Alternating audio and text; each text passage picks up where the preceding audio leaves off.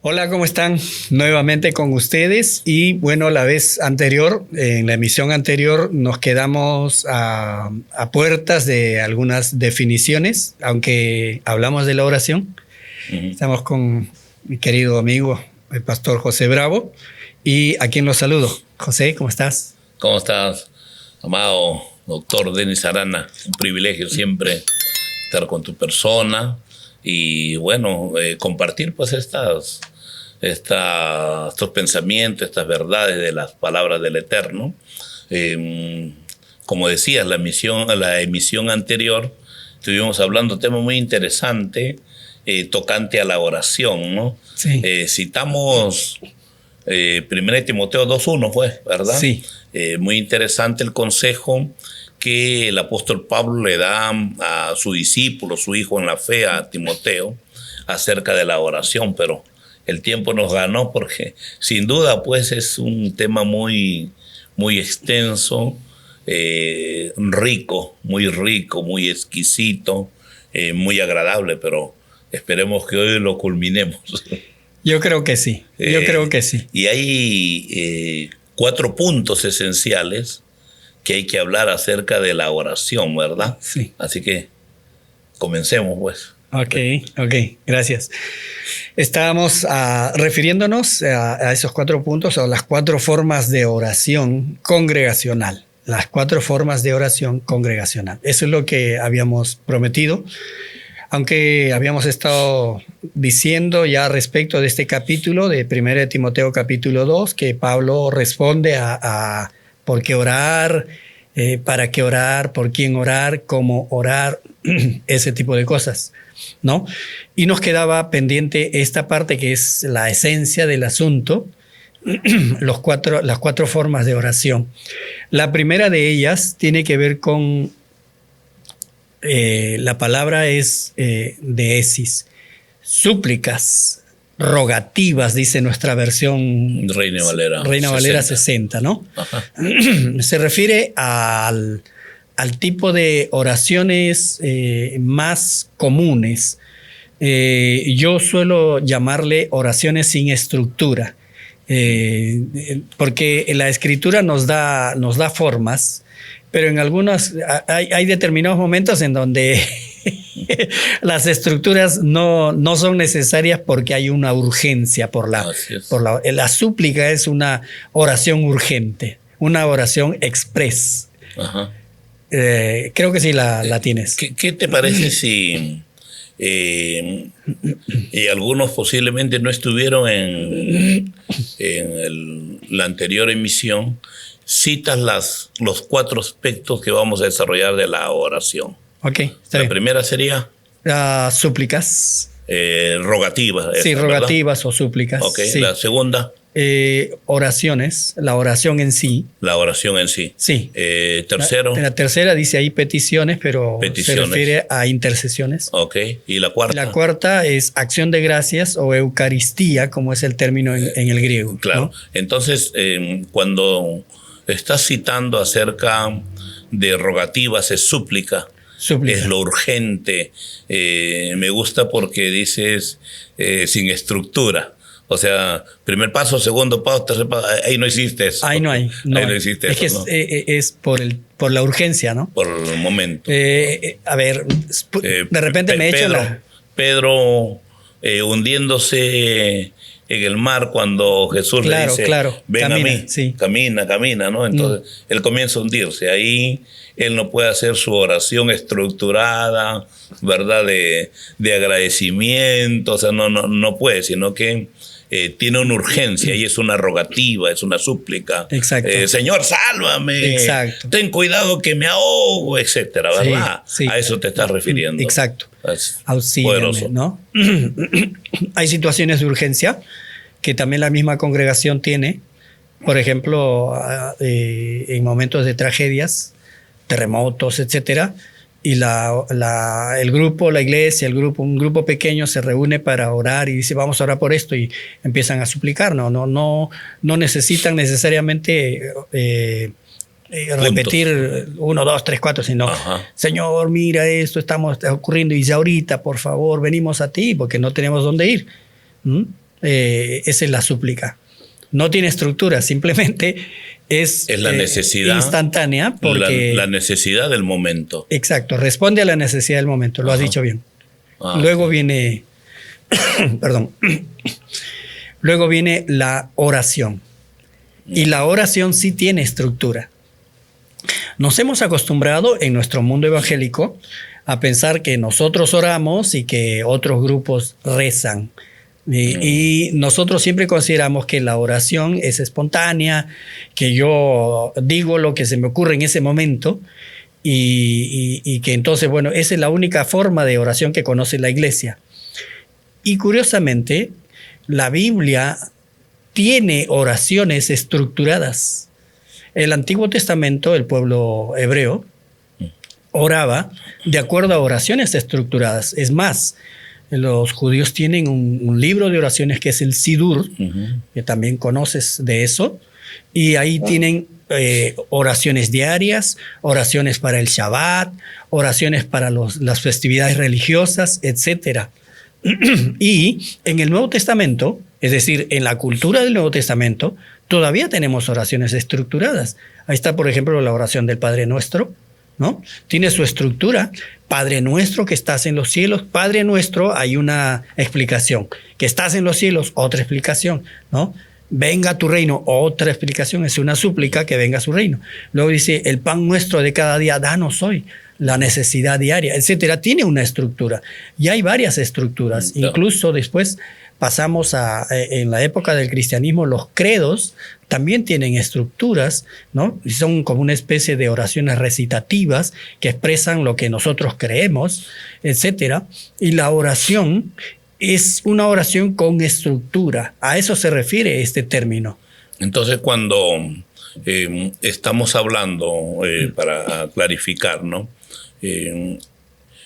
Como congregación, o también personal en algún momento de urgencia, como congregación puedo orar en rogativas, en súplicas, de acuerdo a los momentos, las situaciones que se estén presentando, llámese un terremoto, pues, ¿no? Llámese un incendio, un incidente como incendio, como alguna mamita que llega corriendo porque el bebé está enfermo, ¿no? Entonces nos reunimos en una súplica, no necesariamente ordenada nuestra oración, porque cuando ya hablamos ya de las oraciones que me está diciendo ya la segunda parte, tienen una estructura, o sea, una forma detallada, como el Padre Nuestro, que es una maravilla. Sí. Es una maravilla, ¿no? Pero me gusta el pensamiento cuando puedes hacer el contexto, ¿no? Recuerda que a veces como pueblo cristiano, como pueblo creyente, se ha condenado el aspecto del rezo. Sí. Digamos, se ha desechado, ¿no? Se ha desechado, no se ha condenado. No, digo en el sentido, puede que no, eso es... Se ha discriminado, sí, correcto. Eso no, porque todos somos creyentes, eso no va, entonces cuando no éramos creyentes. Pero indicar que el rezo es estructurado, ¿no? Por eso es todo lo que es el Sidur, las oraciones. Entonces ahí sí viene la estructura, ¿no? O sea, sí. Saber cómo orar, cómo estoy dirigiendo mi oración, pues, en una forma ordenada. ¿Y para qué? Porque ahí tiene el para, ¿no?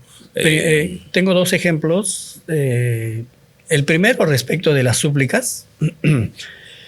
Santiago 5:15 creo que es el versículo 15 que dice, ¿está alguno enfermo entre vosotros? Llame a los ancianos y luego dice que oren por él y la oración de fe salvará o sanará al enfermo. Así dice. Ok, ahí por ejemplo hay una necesidad, hay alguien que está enfermo, entonces llaman a los ancianos vienen y no es que tienen una oración estructurada para eso, oran con fe, pidiéndole al Señor, suplicándole por sanidad para ese hombre y sucede. Esa por ejemplo es una súplica, ¿no? Un ejemplo de súplica. Exacto. Ahora, respecto de la oración congregacional con oración estructurada, hay una época en donde yo escribía las oraciones, las escribía y digamos que dependiendo del tipo de oración que se necesite, 1, 2, 3, 4 páginas y nos poníamos a orar con la congregación repitiendo cada una de las cosas que estaban puestas ahí con la sabiduría que da la escritura, etcétera. O sea, no es que pedíamos punto 1, punto 2 o te pido por tal, te pido por tal, te pido por tal, te pido por tal. No era así, ¿no? Sino de acuerdo a la escritura, porque toda oración que es de acuerdo a la voluntad de Dios tiene respuesta. Y una oración que no es de acuerdo a la voluntad de Dios no tiene respuesta. Entonces la oración estructurada se estructura justamente sobre la base de la palabra de Dios para que sea escuchada en los cielos. Claro, es muy buena esa aclaración, porque Juan también lo va a decir, bueno, si sabemos que Él nos oye, dice, ¿no? Tenemos entonces las peticiones que le hayamos hecho, pero Él nos oye de acuerdo a su voluntad. Exacto. Y su voluntad es revelada en su palabra. Sí. Eso me hace recordar a aquel joven muy efusivo, un empresario, emprendedor, le dice al pastor, pastor, quiero que ore por mi negocio. Suelte usted una palabra de oración a favor de mi negocio. Y voy a hacer este comercio y voy a traer también una ofrenda de agradecimiento a la iglesia. Ok, le dice, oremos por tu negocio. ¿Qué negocio tienes? Bueno, yo estoy comerciando tabaco, les. Así que ore para poder vender mi tabaco. El pastor sonríe y le dice, no puedo hacer esa oración porque está fuera de la voluntad de Dios. Si Dios hubiera querido que el hombre consuma tabaco, hubiera hecho los orificios mirando hacia arriba y no hacia abajo como lo tenemos. Como una chimenea. Como chimenea para que salga. Entonces ahí está diciendo, pues, ¿no? O sea, una oración estructurada, pero tiene que estar alineada a la escritura porque si no se hace una congregación caprichosa, yo quiero que me dé, yo quiero, como aquella manipulación de que quiere torcer el brazo, no me levanto si no me respondes. Entonces, olvidando el señorío, olvidando que su voluntad sea ejecutada, porque el mismo Jesús pidió su voluntad ejecutada. Entonces yo creo que cuando dice oraciones, también está hablando de lo estructurado y dentro de lo estructurado está la voluntad de Dios en la oración basada en sus palabras. Correcto. Tengo un ejemplo de estas peticiones que son así como casi como imperativas, es decir, como le doy una orden a Dios, ¿no? Teníamos un joven que no sé de dónde había aprendido, pero había escuchado a alguien seguro y él cuando oraba en la iglesia oraba sobre cualquier cosa y decía, y queremos aquí y ahora. Entonces yo lo escuchaba y entonces ya cada vez que lo veía, aquí y ahora. Ese es como una orden, ¿no? Darle una orden a Dios y lo queremos aquí y ahora mismo. A veces somos un poco atrevidos para pedirle al Señor, pero esas oraciones no tienen mucho efecto. Son como valentonerías, guaperías que uno quiere dar, que no tienen efecto. O que se haga a mi manera, a mi modo, ¿no? Y yo siempre considero que a la manera nuestra no funciona correctamente al 100%, estamos hablando, ¿no? Porque a veces uno tiene ciertas chispas de que le va bien, pero eso no quiere decir que te va a ir bien siempre. Claro. Porque el que conoce el futuro y lo que conoce que qué sea lo mejor para nosotros es nuestro Padre Dios. Exacto. Indiscutiblemente. A mí me gusta cuando Jesús, en medio de su sufrimiento, en medio de su agonía, de su dolor, dice, hágase tu voluntad. Amén. Y no la mía. Pero es en medio del dolor, del sufrimiento. Yo creo que la oración estructurada debe de llevar el ingrediente indispensable de la voluntad del Eterno. De la palabra y la voluntad. Claro, porque la voluntad de Dios se revela en sus palabras. Correcto. Nos quedan 2 por definir y lo vamos a hacer después de una pequeña pausa. Por favor, no se despeguen.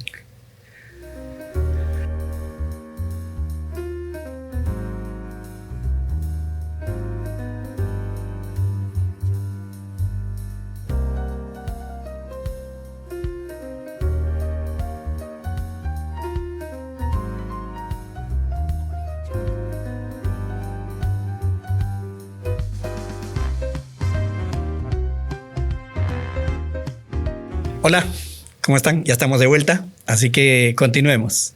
El tema da para más, pero está bonito. Sí, sí. De hecho, que a mí me bendice mucho el escucharte. Gracias. Escuchar la sabiduría, me gusta bastante, así que agradezco al Padre por tu vida. Me está bendiciendo porque me alimenta. Yo creo que la audiencia también está siendo bendecida, por eso da un like, comparte, suscríbete si no lo has hecho y juntos pues continuemos. Nos faltan 2 puntos. Sí, correcto. Habíamos ya mencionado las súplicas o rogativas. Claro. Y la oración. La oración. La súplica oración. Dijiste que no tiene estructura. Correcto, que son espontáneas. De auxilio, de momento. La oración sí tiene estructura. Correcto. Okay. Y luego la tercera es la intercesión. Ajá. Aquí aparece como peticiones. Entonces tengo que aclarar algo. En el Antiguo Testamento no existía la palabra intercesión. Es decir, el judío no veía estas cosas como un mediador. Sí, no como un mediador. Más bien era como un dispensador de su justicia. Los justos eran aquellos que vivían de acuerdo a la palabra de Dios y que eran respetados por todos. Y entonces de ellos se decían que ellos podían orar por otros porque Dios los escuchaba y porque tenían como una especie de un capital en el cielo y entonces podían pedir, ¿no? Es como, por ejemplo, Eliseo, que le dice una doble porción y él recibe una doble porción porque hace más milagros, etcétera. Bueno, había las peticiones y entonces eso era una petición. Era como decir más o menos así, ¿no? Padre, te pido por mi amigo José que está en una situación difícil porque, bueno, te pido por favor, ¿no? Porque si hay algún favor que yo tengo, algo ganado en el cielo, te pido para que hagas esto. Y Dios concedía a ciertas personas porque los amaba, ¿no? Porque eran agradables a sus ojos. Y eso en el Nuevo Testamento también aparece en algunas oportunidades, pero en la Biblia está repartido. Por ejemplo, estábamos comentando en alguna oportunidad, y ahora lo repito, aquello de que... en Ezequiel. Exacto, 14. El Señor se acerca a Ezequiel y le dice, hijo de hombre, vienen fulano de tal a pedir... Pero estos hombres me vienen a pedir y tú no ores por ellos porque han puesto sus ídolos en su corazón. Y luego dice, si viniera Daniel o Elías o algún otro, o Moisés, tampoco a ellos les haría caso. ¿No? Es decir, no pidas porque su pecado es atroz.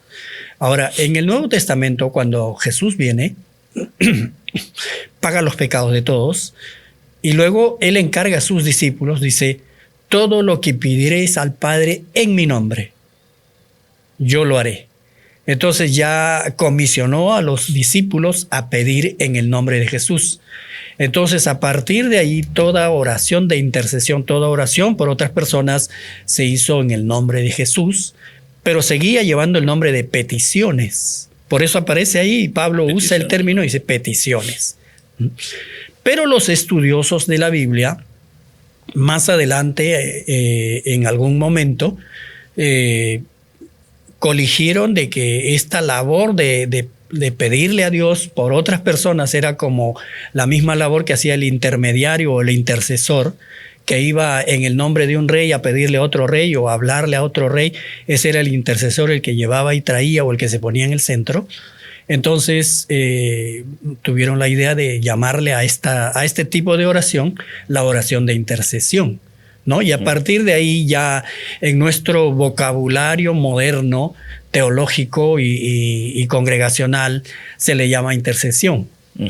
Pero no se llamaba así antes, como tampoco antes se llamaba pastor a las personas que se encargaban de congregaciones, ¿no? Eran ancianos, y lo que habían eran apóstoles, ¿no? Ahora, bueno, hay una discusión teológica sobre eso, pero ese no es tema que nos ocupa ahora. Gracias. Sin embargo, respecto de la oración de intercesión o las peticiones, siempre eran peticiones por otras personas en el nombre de Jesús. Ahora es donde dejas de lado tu necesidad, tus propios problemas, tus dificultades, o incluso las peticiones congregacionales para pedir por otras personas. Recordemos que la exhortación era pedir por todos los hombres, por los reyes y por los que están en eminencia, o sea, los que están en autoridad, correcto. Entonces, la oración de intercesión va a pasar a ser una de las oraciones más importantes que la congregación puede realizar en este tiempo. Entonces, en ese orden, cuando hablamos de peticiones, hablamos de intercesión, ya no se está pidiendo por uno mismo. No. Estoy pidiendo por mi compañero, estoy pidiendo por alguna necesidad ajena a mí. Sí. De eso trata la intercesión, ¿verdad? Muy hermoso, porque antes se pedía por los méritos de un justo, de un sadik, ¿no? De un justo, por la justicia que había alcanzado, por el bien que había hecho, pero ahora por los méritos del Mesías, por los méritos de Jesús, que lo que Él ha logrado por nosotros, ¿no?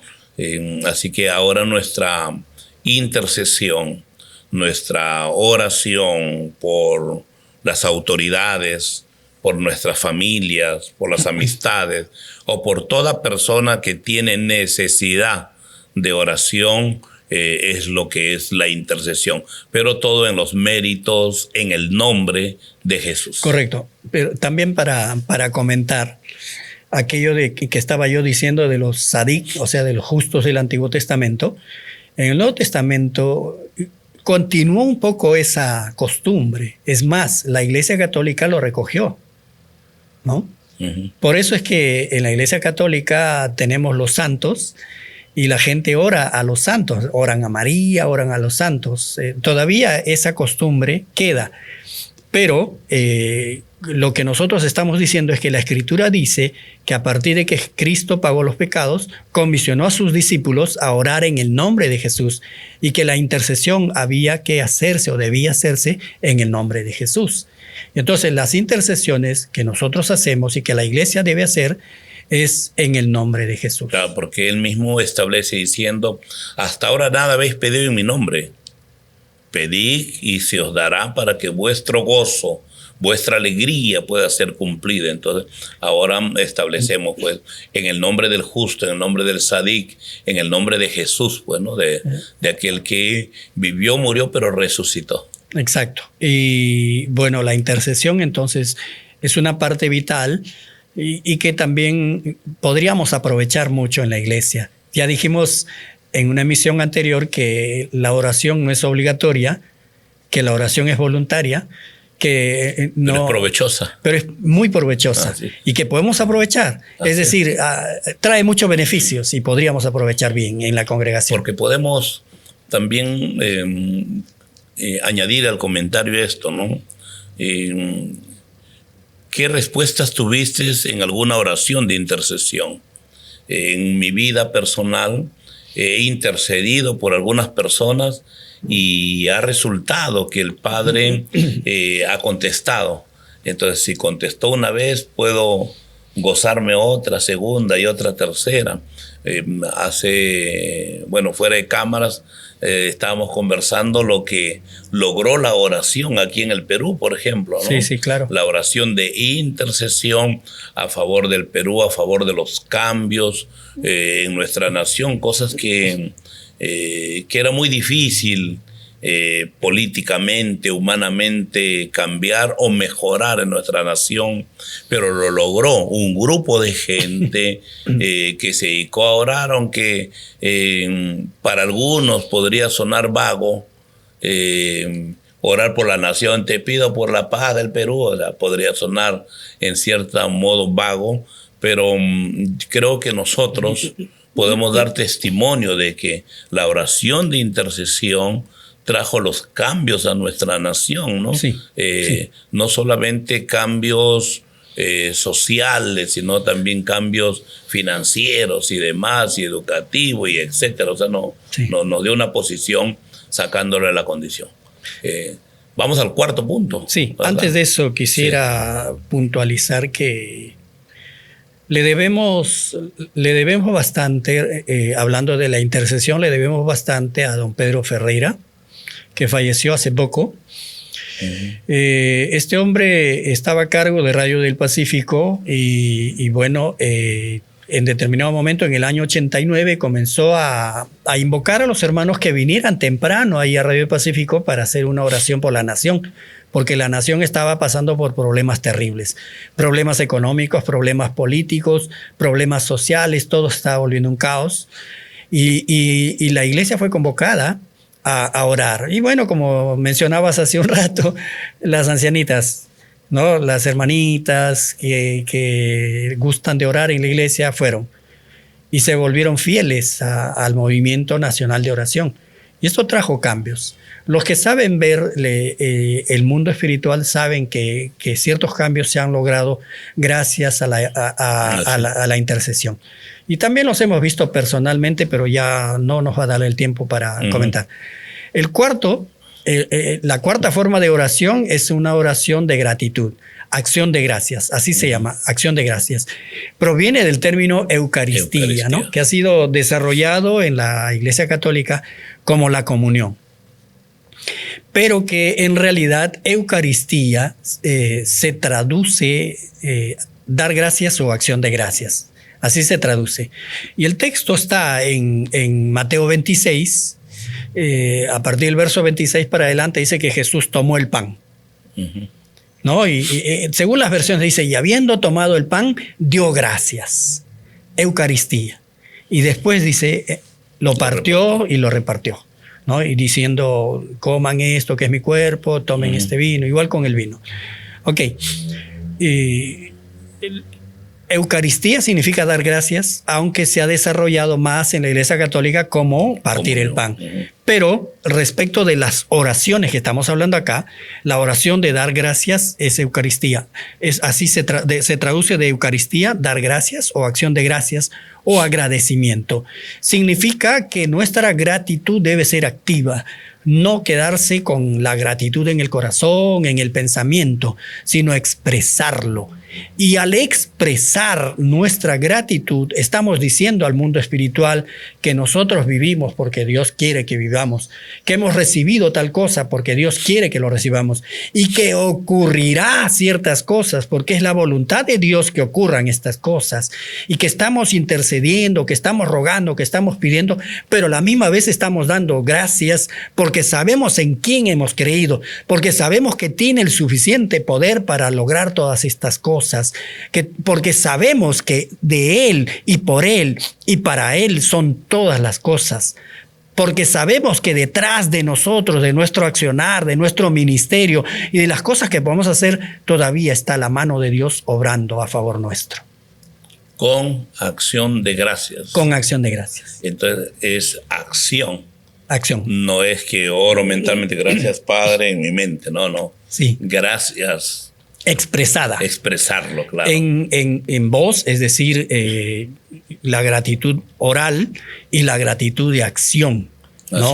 Porque yo reflexionaba hace tiempo, después que salí de la enfermedad, respecto de que la verdadera alabanza solo puede venir de un corazón agradecido. Así es, definitivamente. De un corazón agradecido. Entonces, agradecer en voz alta y declararlo constantemente te hace agradecido. Se vuelve una forma de vida en ti. Y al volverse una forma de vida, tú vives en armonía con Dios. Cuando eres agradecido, se te hace más fácil el estilo de vida. Correcto. Cuando vives quejándote de las situaciones, las puertas como que se cierran y como que no encuentras lo que debes de encontrar. Y la vida se vuelve insoportable, ¿no? Así es. Por eso que ahí también Pablo va a aconsejar, pues, ¿no? Da gracias a Dios en todo, ¿verdad? Entonces necesitamos practicar estos 4 puntos muy interesantes y a mí me gusta mucho cada uno de ellos. Tiene algo muy individual, pero la gratitud, yo siempre voy a hacer énfasis en el ser agradecido, agradecer por la vida, agradecer por la salud, agradecer por la familia, agradecer por el pan que nos ponen a la mesa, por el vestido, por el calzado, por este estudio donde estamos, por las personas que nos asisten. Oiga, tenemos tanto que agradecer. Exacto, sí, que es verdad. Durante todo el día podemos ir agradeciendo cada cosa, cada evento, cada situación que se nos presenta, ¿no? Hace poco el Padre me guardó de no chocar, de no colisionar con un vehículo. Y gracias, Padre, o sea, gracias a Él, pues, ¿no? O sea, hay tanto de qué agradecer al Padre, ¿no? Así que hasta aquí llegamos por el tiempo. Los bendigo. No se olviden de suscribirse a nuestro canal, yap-elpodcast.com, La Mano de Dios. Hasta la próxima emisión. Hasta la próxima, ha sido un placer.